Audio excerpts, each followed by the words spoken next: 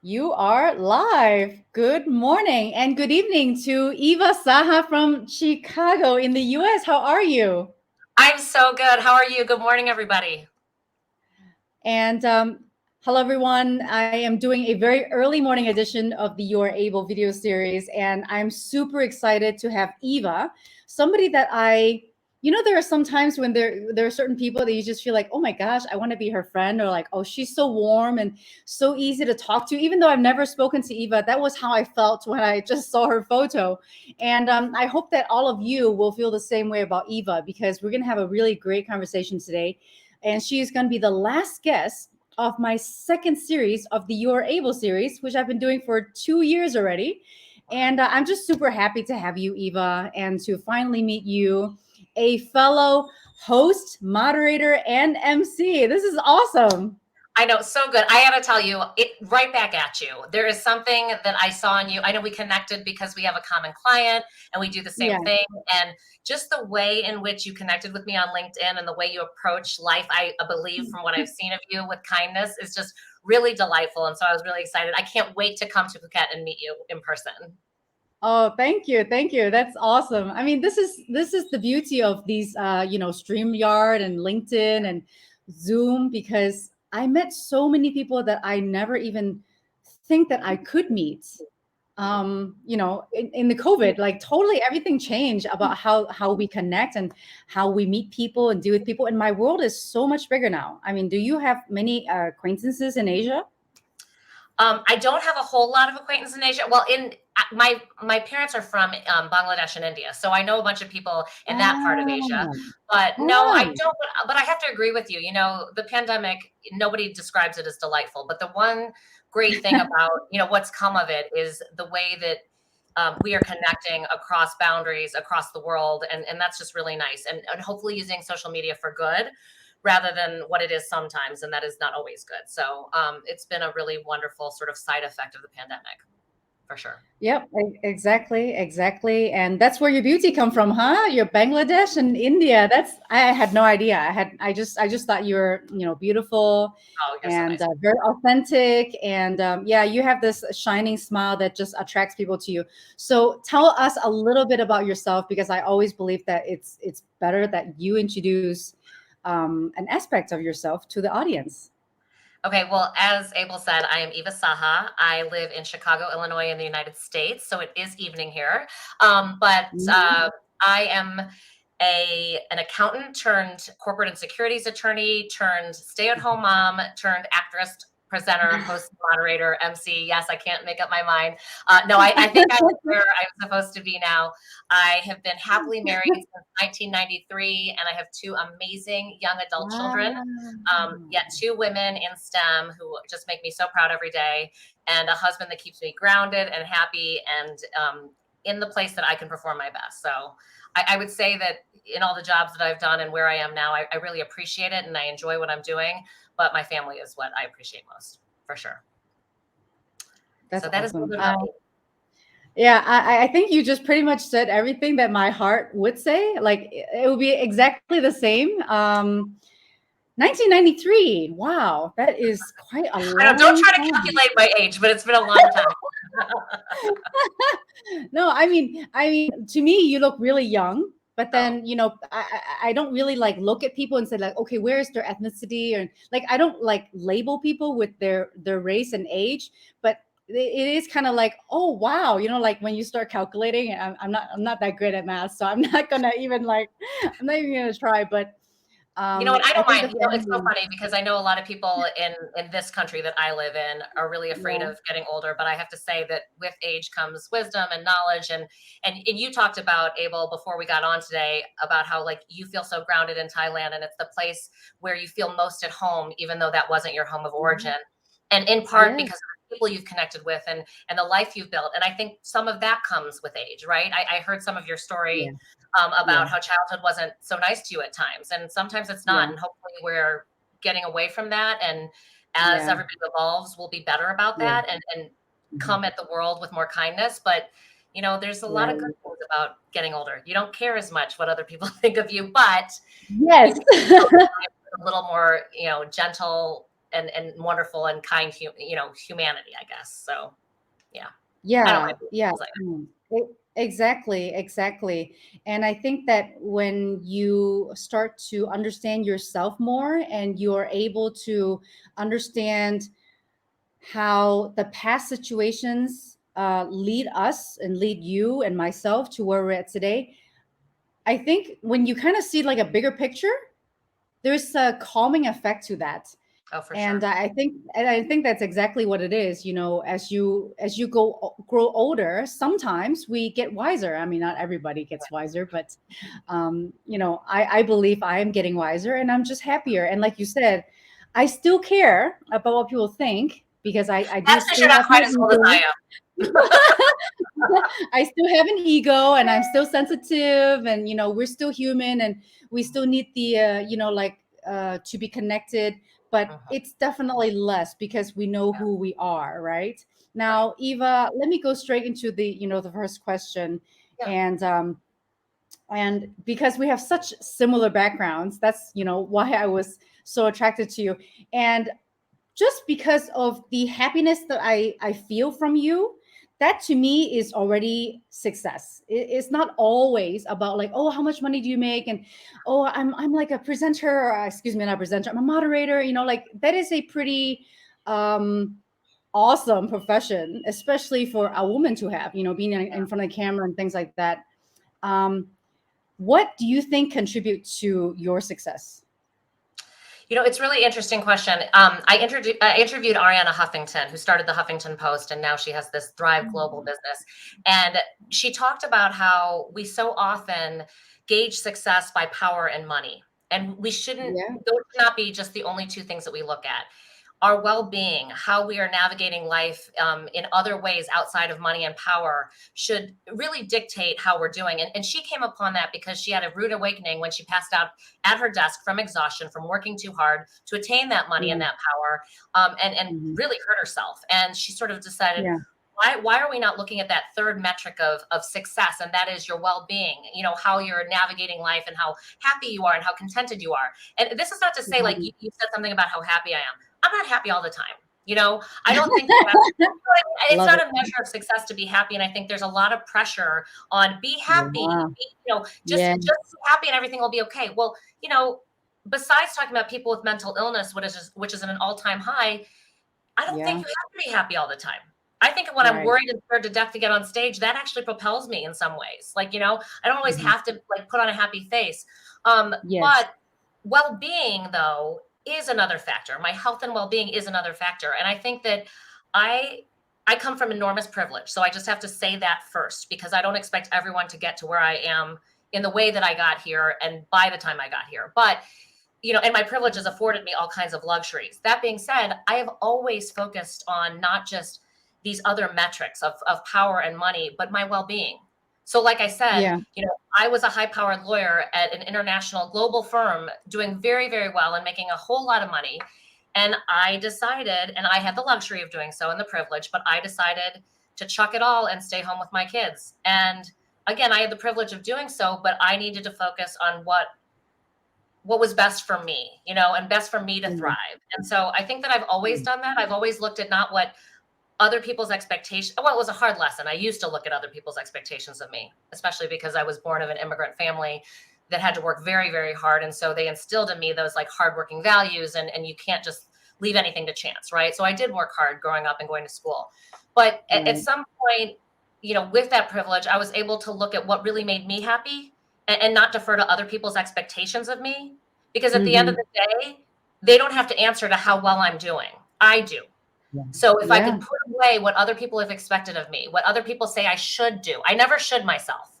I say, do I feel good about this? Do I want to do this? I know Yeah. we labeled this yes and yes, and we can get to that. And I do say yes, but I use my inner compass and what I want to do and not other Right. people's expectations of me when I say yes. Right. Yeah. So I Right. think that Right. has brought me a level of success because again, I define it as a whole lot of things, including my well-being and my happiness and my contentedness and things outside of like the stereotypical like work, power and money kind of attributes of Yeah. success. Yeah. Yeah.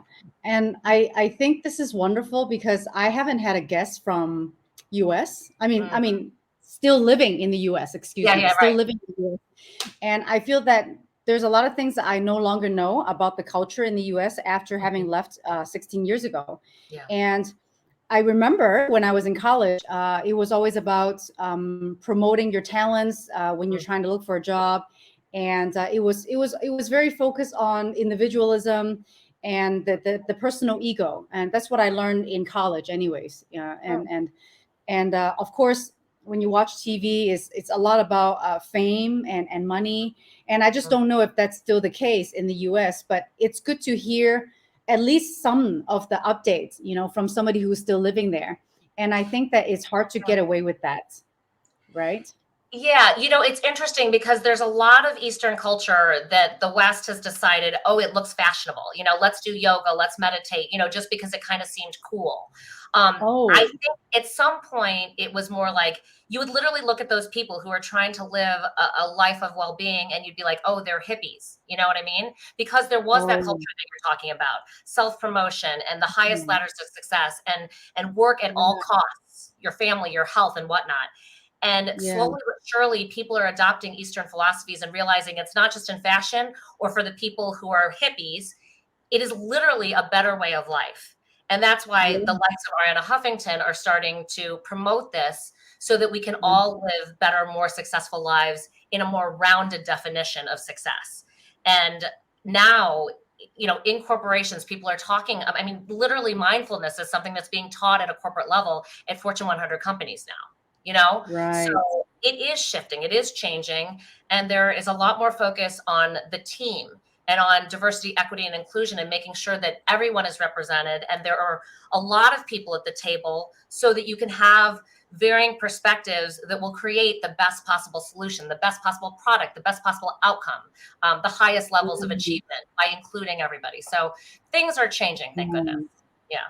Oh, that's beautiful to hear, and it's also great to hear that your friend, from obviously the owner of Huffington Post, Yeah. who have such influence to Yes. share this, and people like yourself too, who are in the spotlight, and when you speak, people do listen, and I think it's important for people with your background, I mean, similar to mine, that when we are sharing something, it's not for just ourself and not Right. just for our well-being, because we are both in a place now. I say now because I was not in a place of privilege before, but Mhm. now we are in a place of more privilege and Yeah. more influence, and that we should speak up to help other people who are not there yet. Right. Now, you were talking about your intuition, and this is something that I love to talk about, because intuition, some people call it gut feeling, Yeah. people call it like sixth sense. I mean, whatever. Like, there's so many different words to use it. And when you were explaining to me in the email that you do follow your intuition, and what you just said now also, and that is how it guides you. How do you? What would you say to the audience, and advise them to why should you listen to your intuition, and where has that intuition led you into doing Yeah. what you're doing today? Yeah, I've got to say, so I'm going to refer to a lot of people because one of the things about our job, and I know you know this, is that we learn so much from other people, and that's why Right. I love this job so much. Yeah. There's this woman named Mel Robbins, and she's a reporter, and she came up with this. She wrote a book when she was sort of in a bad place in her life, and Okay. she came up with this concept of telling yourself 3, 2, 1 when you can't get out of bed because you're supposed to work out, but you can't get out of bed. Just say to yourself 3, 2, 1, and it'll just propel you out of bed. And Huh. I love that concept and I have used it. I'm not saying that Mel Robbins isn't right. She is absolutely right. I love the 3, 2, 1 when I'm like, oh, get out of this bed. But there are some things that you don't even need to do 3, 2, 1 for. Like my Huh. Saturday morning dance class, I love it so much. I look forward to it so much that there needs to be no 3, 2, 1. There needs to be no alarm clock. I bound out of Right. bed and I am excited to go there because Yeah. everyone has access to their inner compass, to their inner voice, to their intuition, whatever you want to call it, to your sixth sense. Everyone has Yes. access to it. It is not for the privileged. It is not for, somebody who's trained at it. Exactly. Every single person knows when it feels right and when it doesn't feel right. And there are varying levels of that, right? So like, I know that I really do want to work out, but I don't want to get out when I know that it's like weightlifting day and I might have to do the 3-2-1. But overall, I want to do it, right? My gut tells me it's a better thing to do today than not, but I might need a little encouragement. But so there are varying levels and you have to check yourself. Am I resisting this because my knees really, really hurt today? And so I'm not getting out of bed because like, I know that really like, I think I should do it, but I really probably should take a day off. I just have to check myself. And most people are too in a hurry, like the whole world, not just the Americans, but our whole world is in a hurry. And we're in a hurry to do, again, what people expect of us or what we think we should do. Or we saw social media and somebody looks better than us or fitter than us. And we're like, oh, I have to do it. But really, like if you don't defer to expectations from the outside and you look at what you really want in life, it will get you out of bed without a 3-2-1. And it will tell you when you should get out of bed without even having to say 3-2-1.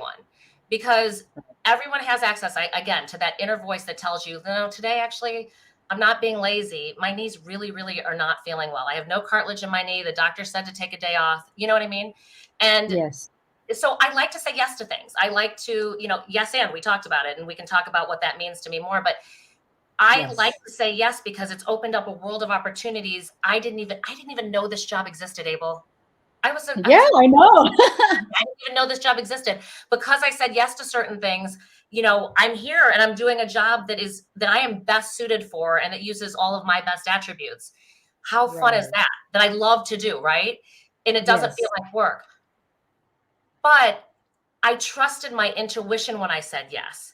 I mean, I was brought, like there was a woman who I did this work for The Onion. It's in a video sort of like program in the United States, and it's a satire. And there's this other woman who worked for The Onion. We worked on a couple together. She's really funny. She's really smart. She's a lawyer. She asked me if I wanted to do this show. And we had a couple of meetings about this show where we would like take people's legal questions and whatever.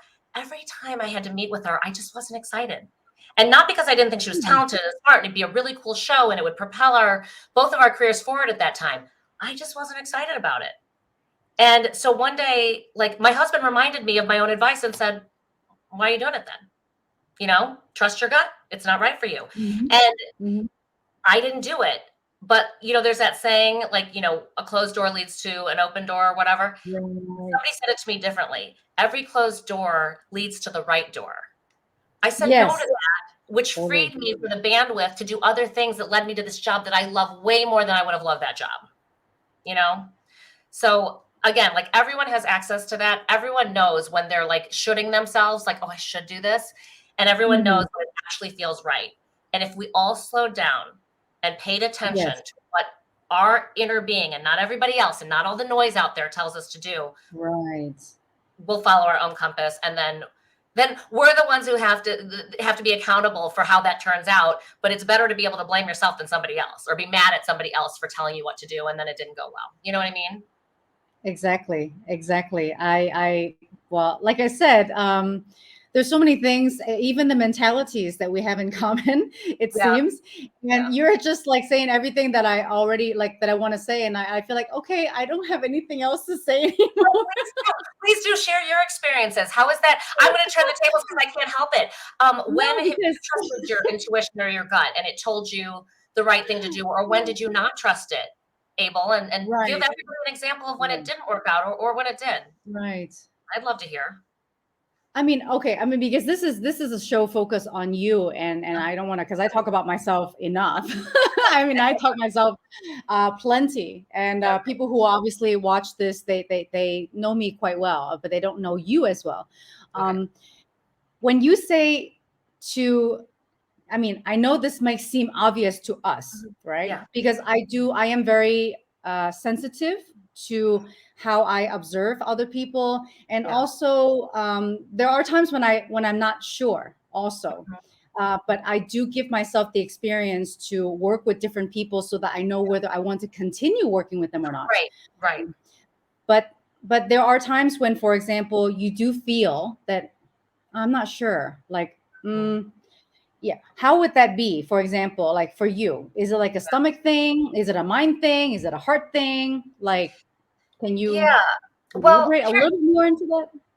Yeah, so there's the clear-cut answers when you like. I know it's a frivolous kind of example, but when you're like, oh, I want to go to dance class no matter what, or no, I don't want to go to weightlifting class, my knees are hurting.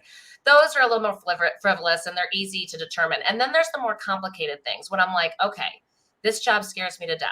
I've never done a job like this, but there's something still deep inside that tells me I want to do it. So again,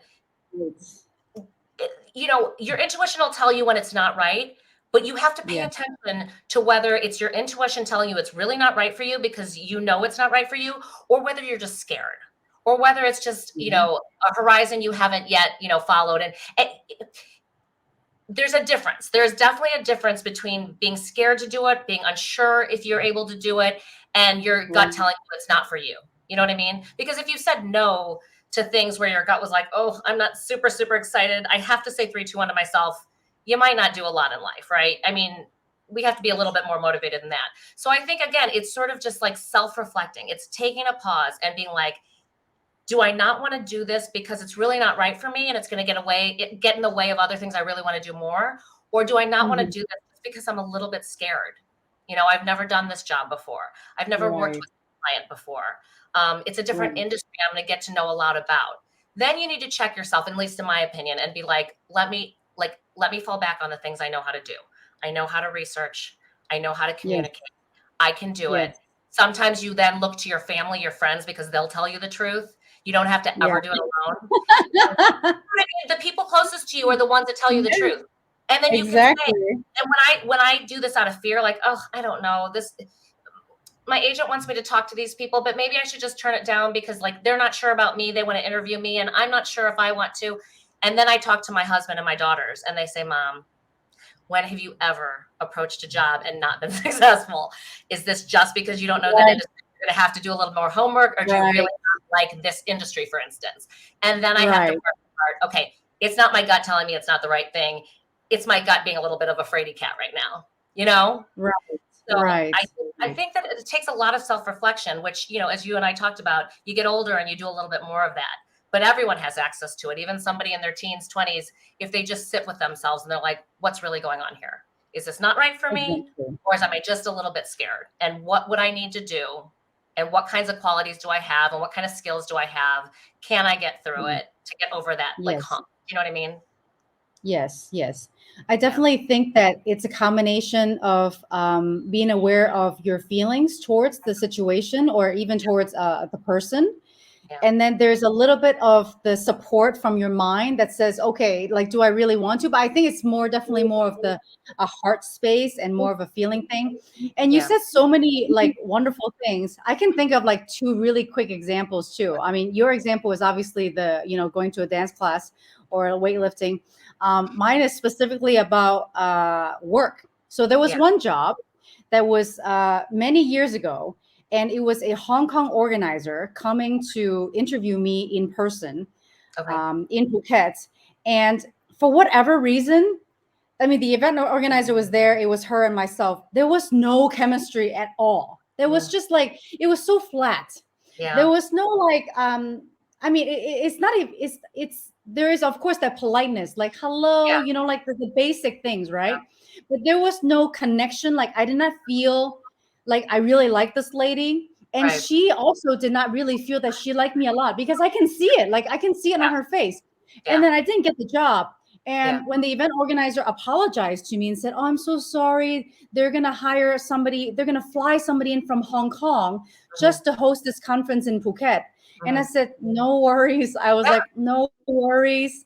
I actually didn't really feel a big connection to her.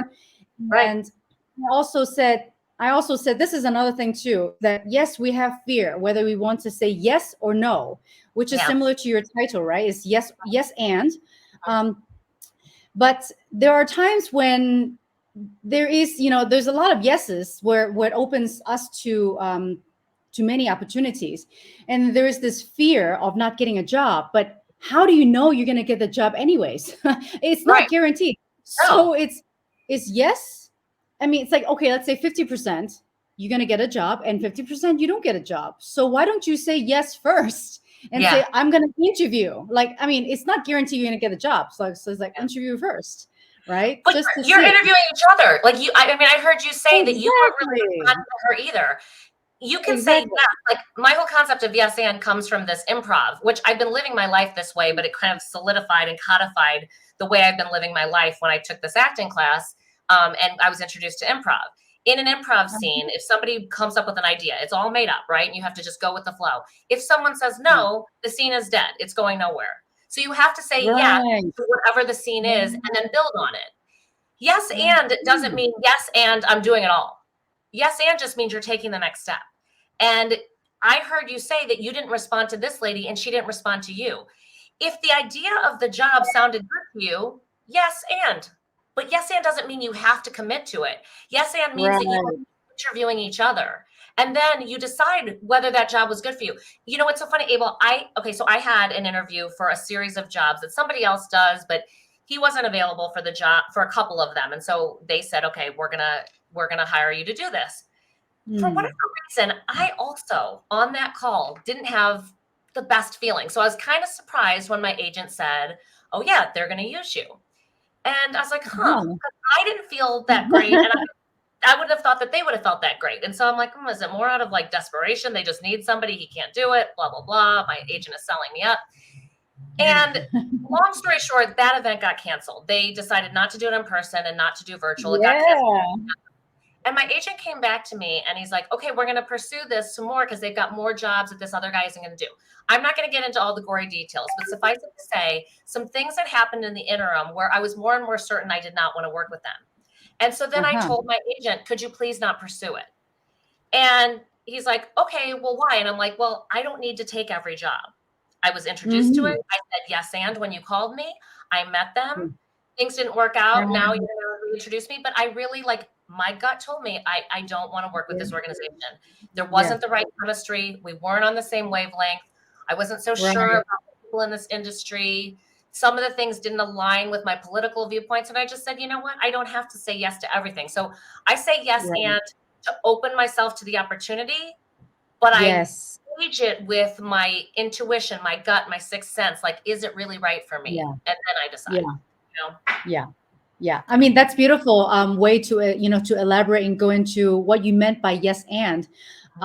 Because I'm going to give another example. Okay. And this is the opposite because the chemistry was always there and I worked with these people a long time. Now I have a limitation. Okay. My limitation is obviously my language ability, and my language ability is one of my strengths. Okay. So I speak English.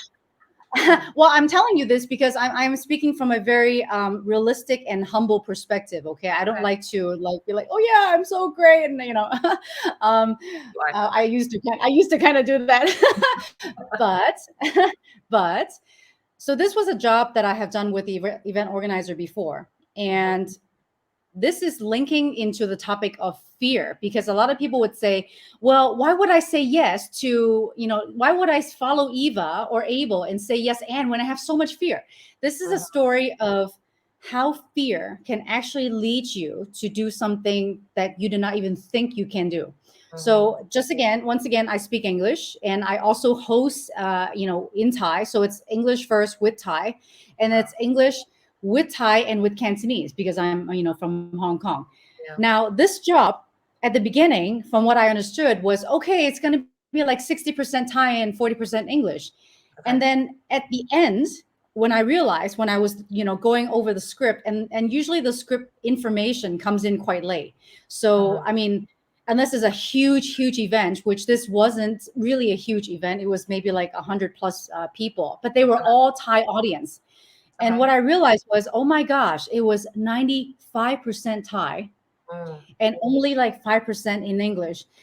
And let me tell you, to the audience who are watching, if you ever think that being on stage, and I do have thick skin, but heck, man, if you say something wrong, it's really embarrassing. And I had this intense fear the night before this event, even though I was practicing, and I had my husband to help me to pronounce all of these Thai names and Thai words and just say it in Thai.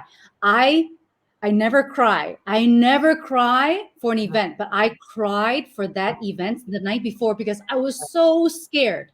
I was so scared that I can't, somehow I feel like I can't do it. Oh, okay. I can't even say, I mean, I know I can if it's all in English. I Right. know I can if it's 50% Thai and 50% English. Yeah. But my threshold was pushed to Yeah. 90% Thai or 95% Thai, and then only like a little bit of English. And I had to use all my experience. And I have to tell myself, after I cried for, I don't know, like 2 minutes, like on this table right here, I was so scared. Yeah. But there was a part of me, just like you said, Eva, I know I can communicate. I have 16, I have 15 plus years experience. Yeah. I know I can use simplified Thai Yeah.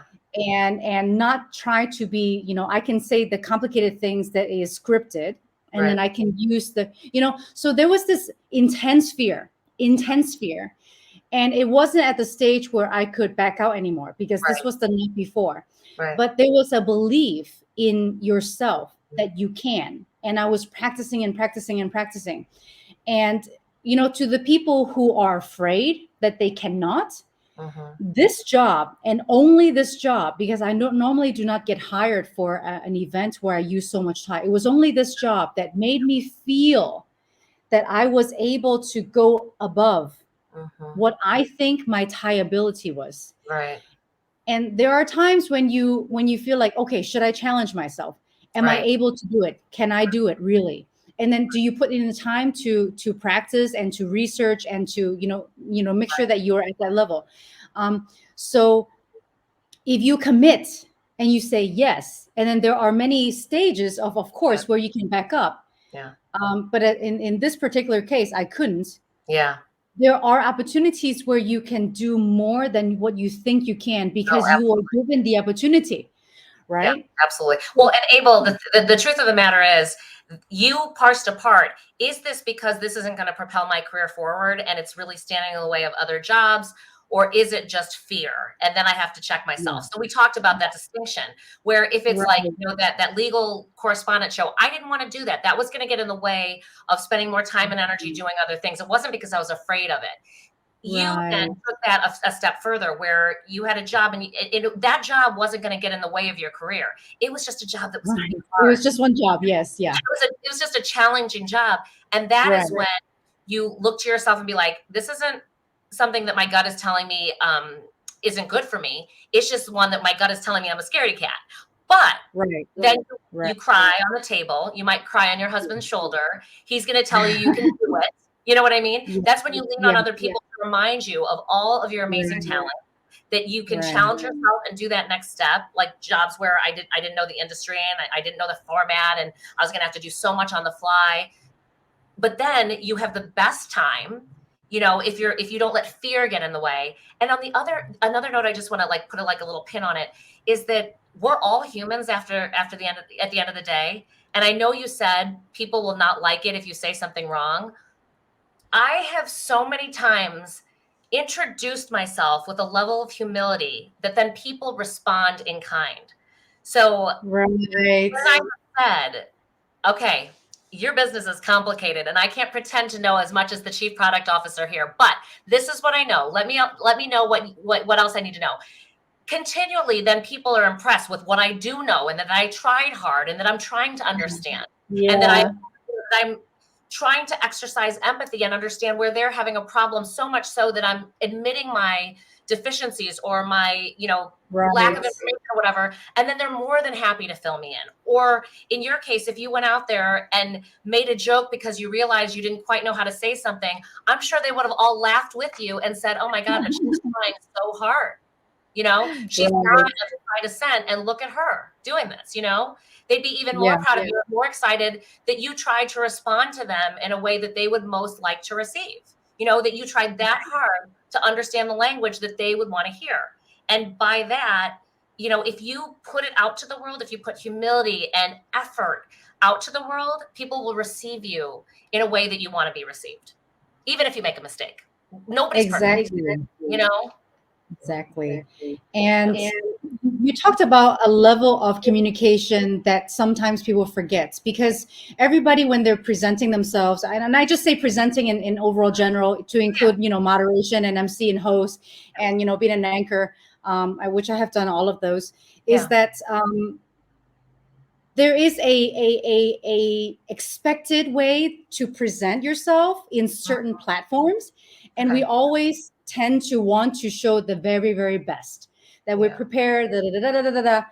And then there, like you said, sometimes we forget that we're human, including Right. myself, right? Yeah. Including the audience too, because I've been laughed at many times. Obviously, so I'm very experienced, person by being laughed at. That's why I have such thick skin now. Mm. I still get laughed at, by audience, But the thing is, you realize that, you know what, it's all right. It's Yeah. okay. Absolutely. It's okay. And Absolutely. people who laugh are people who are actually really, they're more insecure about themselves, and they're projecting that outward. So it's not about you. And for the people who are watching, who always ask me, how do you deal with like, you know being embarrassed, or like having confidence on stage and stuff like that?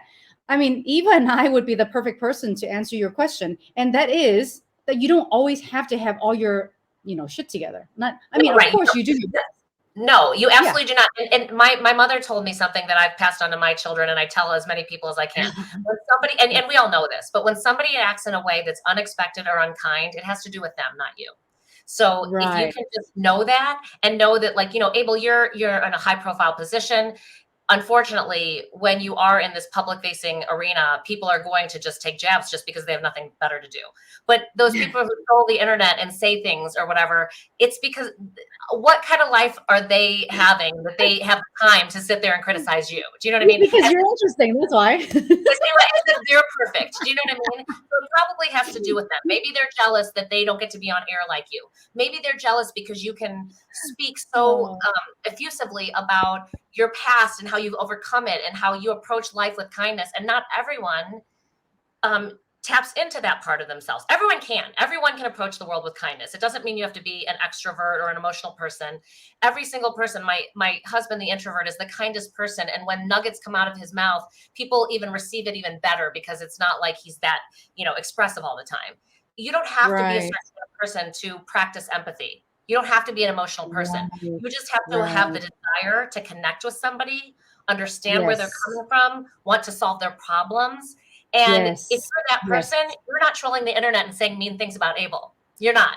You know what I mean? They're Yeah. jealous of your shine. They're jealous of the fact that you have been able to be vulnerable and show your true self to people, that you expose yourself, and they could never do that. So to those Right. people who are like, oh, but how do you deal with that? How do you deal with being afraid? How do you deal with, like, them being criticized? Well, turn 40 or 50 and then you won't care. Or know Yeah. that it's not about you, it's about them. Right. And if Right. you put Now I kindness keep and hearing the joy same into the thing. universe, I'm you'll get it sorry. back. No. If you put Oh, I'm joy and so kindness sorry. into the universe, you're going to get it back, Right. Right. Now And I if you keep don't get it hearing. back from those people, it's because they don't have joy and kindness in their hearts. Right. And you can be the example to teach them. Exactly. I'm sorry. You were frozen for a second, and then Oh, I no. thought you finished, and then that's why I talked, and then I kept interrupting you. So I'm very sorry about that. No, do not be sorry. I'm a talker. You have to interrupt me to shut me up. You kept, three things I keep hearing you say: empathy, kindness, and also, authenticity, which is obviously being true to yourself. And a lot of times people don't actually realize this, because when you are on a stage, and you are able to have the kind of success that you have, it's not only about your communication skills. It's not only about how you, speak or use your language. It Mhm. is a lot about having that empathy, because you are there thinking, okay, what can I give to the Right. audience?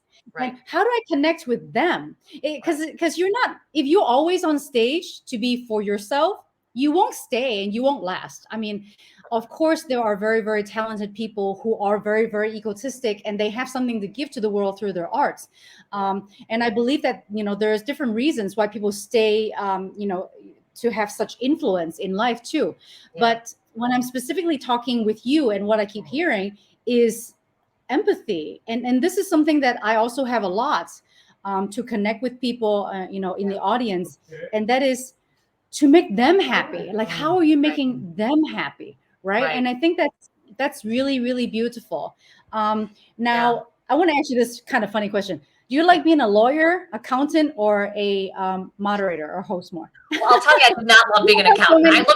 I looked for other jobs to do within finance and everything. I was always looking for a special project because it was a little boring. In fact, when I left to go to law school, the corner office partner said, "Oh gosh, we didn't think we could keep you. You have much too much personality to be an accountant." No offense to all the accountants. Let me tell you, I have good friends who are accountants. It just takes a special, unique type of brain and an interest that I do not have. I loved being a lawyer. I did. I loved being a lawyer. But the things I love about doing my job now and what I love the most is that I take everything that I love most about being a lawyer and I don't have to do much else. So my connecting with people, my solving problems for people, my communicating to people, my most of all bringing the best out of other people, learning about industry, being familiar with industry and excited about all the different kinds of businesses that make the world go round. When I go to a corporate conference and I interview a roundtable of executives and we're trying to create solutions for customers, and I'm bringing the best out of them. I did all of that as a lawyer, but I also had to draft, 80-page documents from 10 at night until 6 in the morning so I could get it all done. I don't miss that. I love the communicating with people. I love bringing the best out of people. I love learning about industry, and all of that I get to do in this job. And like I said, not much else. Do you know what I mean? So I took the best parts of what I liked the most about being a lawyer. I analyze, I solve problems, I communicate, and I get to do that in my job now. So I will, and I don't have to work as hard. So I don't have to, work in the middle of well, sometimes I have to work in the middle of the night. Like, sometimes I've worked with Asia and Europe, and then I am up in the middle of the night. But for the most part, that doesn't happen. So I love doing and I can see that you love your work. And I think our very common career background. I've never been an accountant. I've never been a lawyer, so I do not have talents in those areas.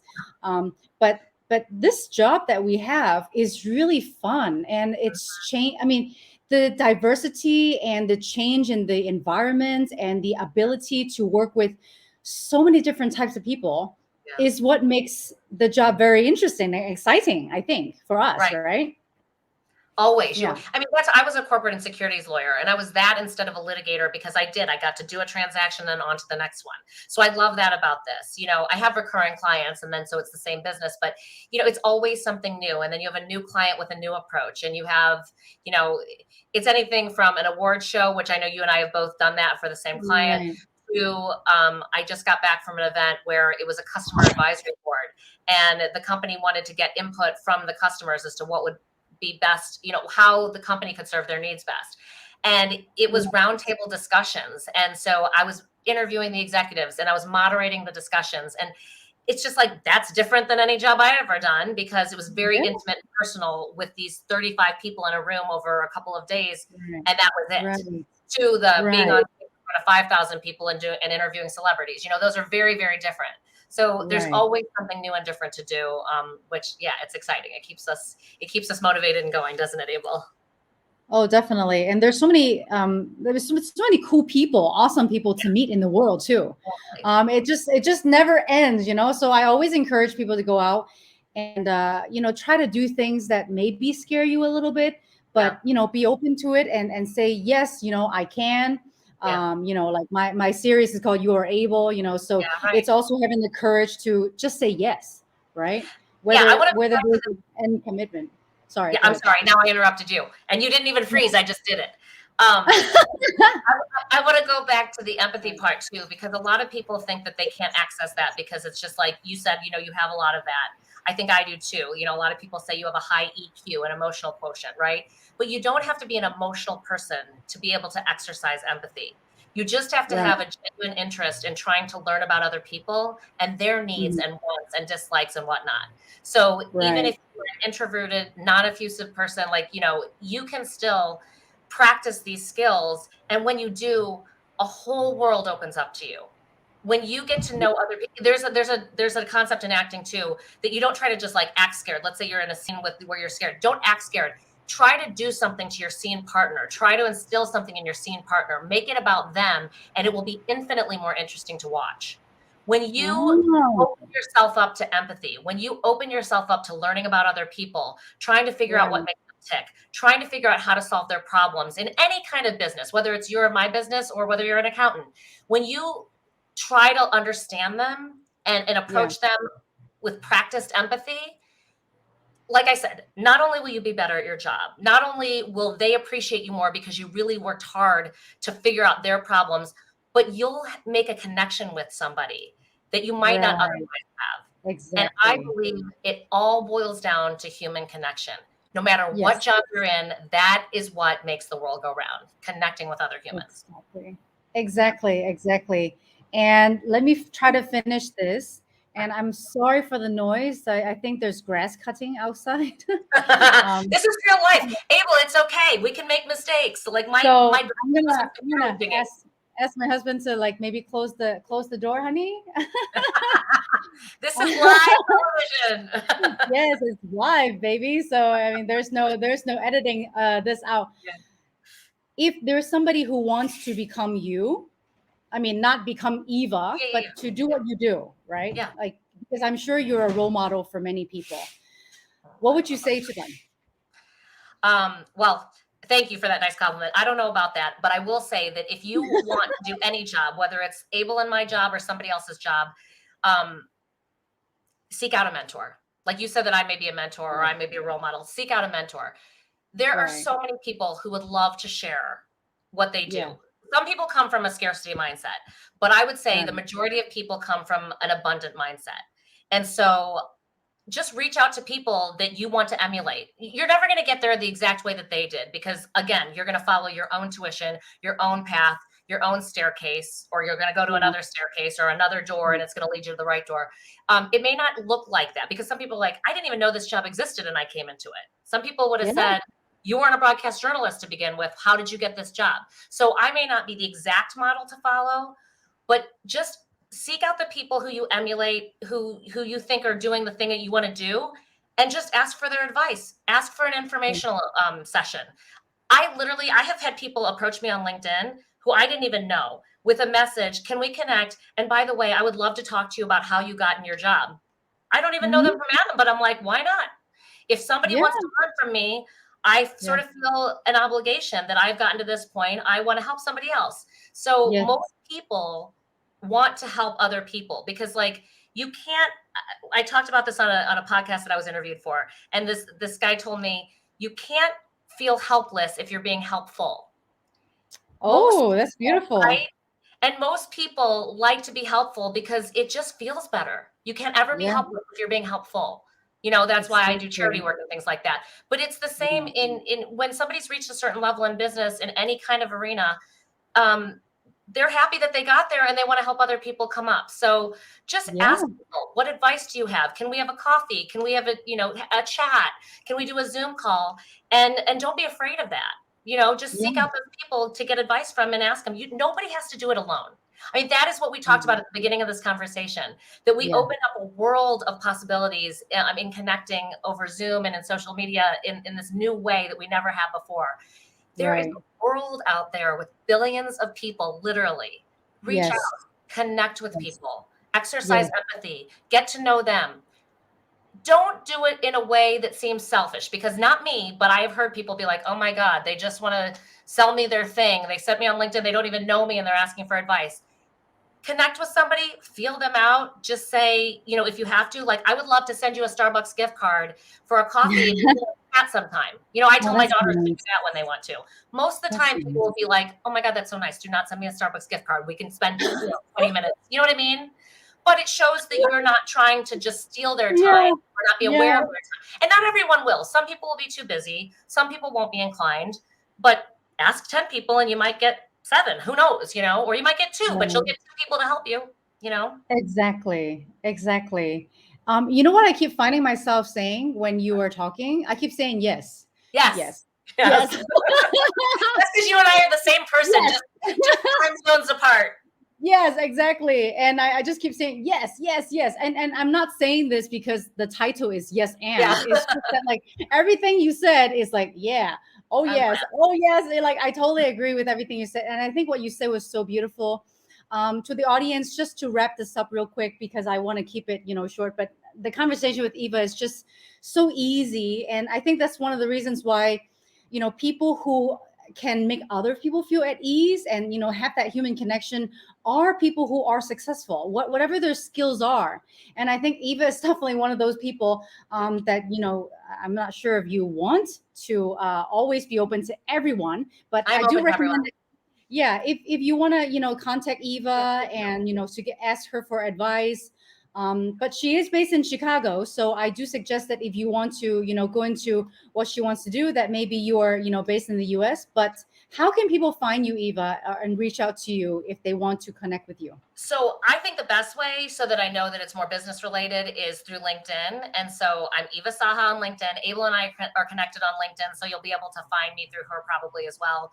But it's Right. EVA, S like Sam, AHA. I think it's, oh yeah, it's right there. So just, and you don't, I know that I wouldn't know everything about what it's like to be an MC or a presenter or whatnot, in a different area of the world, but you can hear whatever advice that I have. We can have a conversation. You can ask me questions. You can tell me what specifics there are to the region of the world that you live in, and we can just talk it through. So I'm definitely here for anybody who wants to chat, and you don't need to buy me a Starbucks.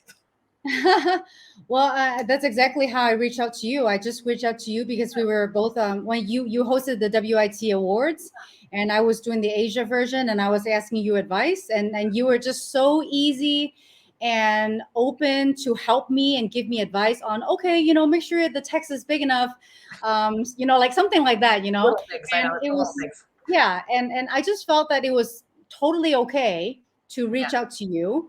Well, to most people anyways, because What's the worst that it's can always a happen? yes. Yeah, what's going to happen? It's always a yes or a no anyway. So just do it, Right. and just try. And Eva is obviously somebody that who's very open and warm. So exactly, check her out on LinkedIn under Eva Saha. I will also have this on my YouTube channel, which is YouTube and .com/, my last name, Wanamakok. So I will have that up sooner or later, maybe within next week. And I am looking into doing my third You Are Able video series closer to the end of next month, with people who wish to and are brave enough to share spirituality. So whether it is related to personal growth, how did you find inner peace? Maybe you have some past life memories. Maybe you have some sixth sense, experience. Maybe you had some dreams. I mean, whatever it is, I'm very, very interested to feature you, and I'm going to provide a safe platform, because this is not, it's not just for people who are like out there. It's another level of growth, which is growing the consciousness. And I dare to speak now, and I dare to give the platform to people who want to share their stories. So I'm looking for that as well. And thank you so much, Eva, for Thank you. your And I am time. so excited to watch that next series. That's going to be great. Yeah, and I'm actually doing another one, which is maybe just once a month, and she's an actual medium. So she's going to she's the talent, and I'll be the host, and it's going to be on my Able Falk, which is my personal Facebook page, so not on LinkedIn and not on the Able Wanamakok or Find Your Voice Asia. And she's going to receive questions from people who want to ask questions. I don't know, from, you can call it spirits, or she channels spirits, and she's gonna be open to answer questions in that realm. So I'm trying to attract those kind of people into my life as well, people who are higher consciousness and understanding of open, not understanding, just being open to growth, personal growth for inner peace. That is the main goal. So yeah, excited, very excited. So many I'm new things excited happening. for you. That is really great. I can't wait.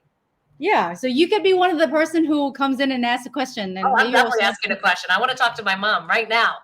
Oh wow, okay, I'll have you in mind, Okay, good. and I'll connect with you then. Okay. Okay, thank you so much, All Abel. right, And Eva. I just Thank you. want to say And you are doing a beautiful thing, and the way that you approach life is just so lovely. And the universe and all of your viewers are just so lucky to have you. Oh, thank you. That is, oh my gosh, you just totally made my day. Like, thank you so much. And thank you to the audience. I'm going to end the broadcast now and I'm going to continue to chat with Eva a little bit more. All Bye right. Bye, bye. everybody.